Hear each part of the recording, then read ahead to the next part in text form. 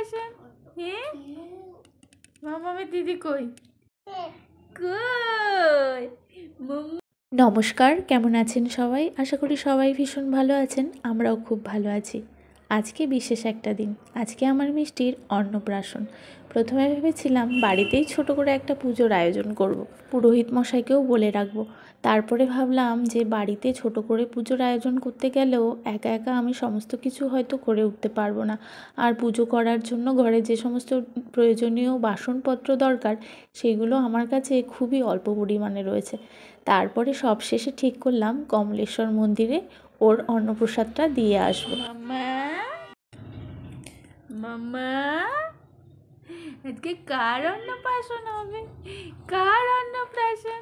হ্যাঁ মামামের দিদি কই? মাম্মামের আজকে সেই মতো কমলেশ্বর মন্দিরের পুরোহিতের সঙ্গে ফোনে কথা হয়ে গেছে। উনি বলল যে 10 তারিখ মানে গত সোমবার দিন 10ই ফেব্রুয়ারি ভালো দিন রয়েছে, সেই দিনই অন্নপ্রাশনের ডেটও রয়েছে। তো সেই মতো আমরা 10 তারিখেই ঠিক করলাম। তারপরে আমি সকালবেলা 5টার সময় ঘুম থেকে উঠেছিলাম, কারণ পুরোহিত মশাই বলেছিল কী কী নিয়ে যেতে হবে। উনি বলেছে যে একটু পায়েস রান্না করে নিয়ে যেতে, তারপরে ফল মিষ্টি যা যা প্রয়োজন পুজোর জন্য সেই সামগ্রী সব নিয়ে যেতে বলেছে। তো সকালবেলা আমি প্রথমেই স্নান সেরে তারপরে রান্নাটা করে নিয়েছি, মানে পায়েসটা রান্না করে নিয়েছি। তারপরে এখানে মিষ্টিকে রেডি করে নেব। তো প্রথমেই এই যে জামাটা ওর জন্য কিনেছিলাম সেইটা পরিয়ে দিলাম।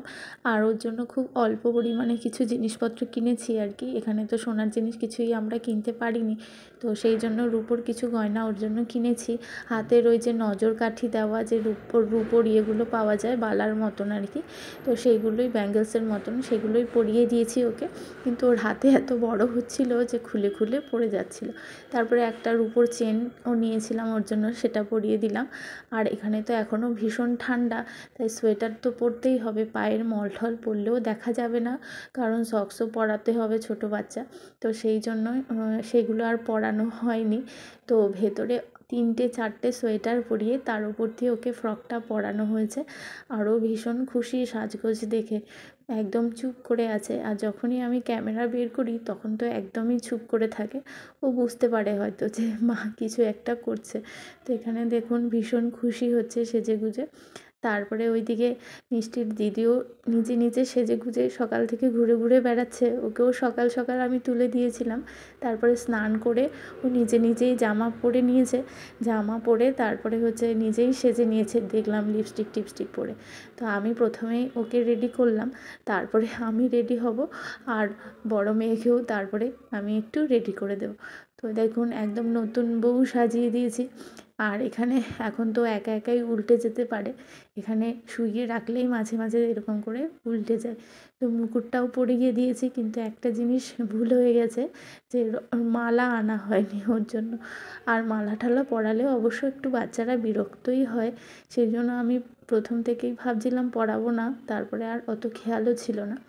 তো আমরা রেডি হয়ে গেছি সবাই, আমিও শাড়ি পরে রেডি।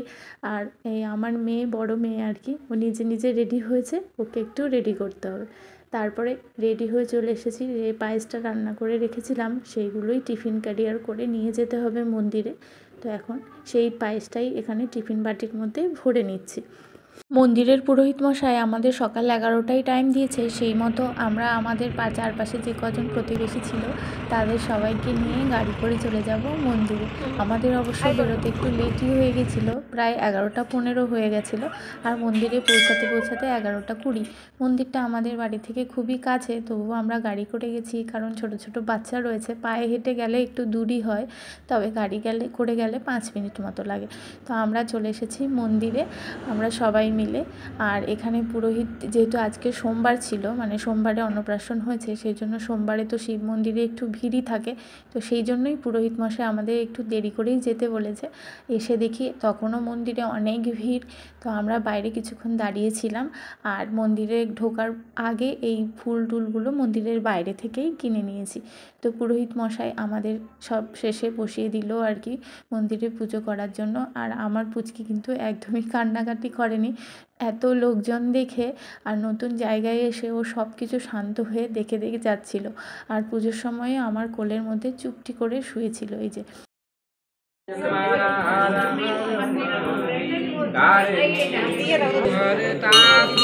करता जग पालन करता ओम हर महादेव नंदा ब्रह्मचारी भोले नंदा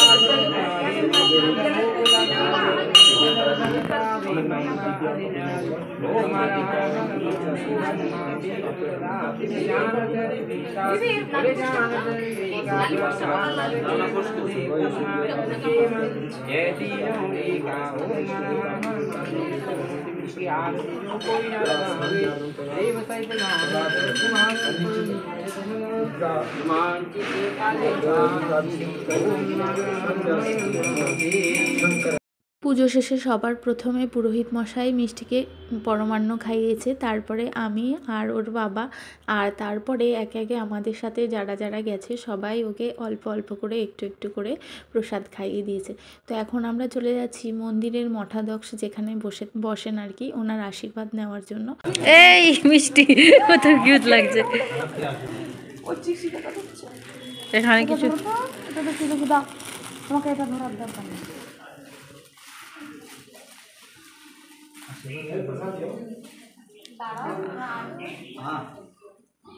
গদ্দিতে কেউ বসবে থাকবে না বাধা। এই একটা ক্লিপ থাকতো, অন্যটা ক্লিপে এখানে দিয়ে দিতাম। নিয়ে দাও একটা। হ্যাঁ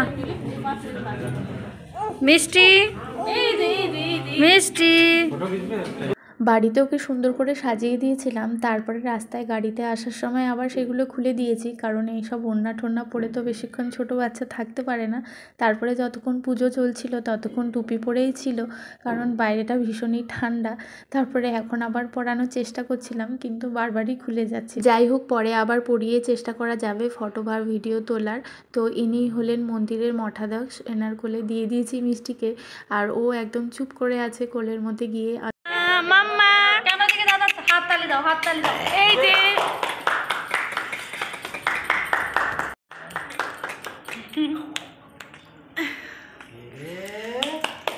ओके भैया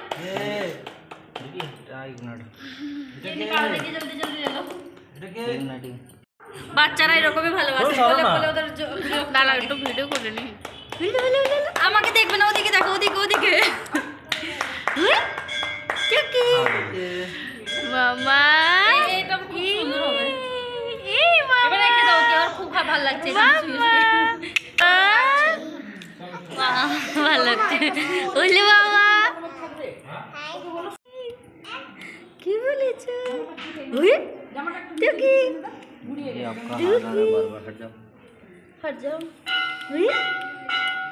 সোনা ওর ক্যামেরা দেখলে খুশি হয়, ক্যামেরা দেখলে হাসে আর কাঁদে না। এইগুলো ভালো হবে না?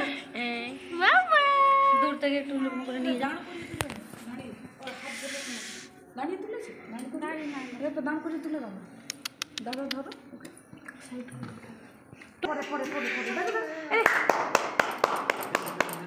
তো হাততালি, লোকজন আর ক্যামেরা দেখে ও কিন্তু একদম চুপ করে আছে, একটুও কান্না করেনি। অবশ্য মাঝে মাঝে হাসি দিচ্ছিল কিন্তু।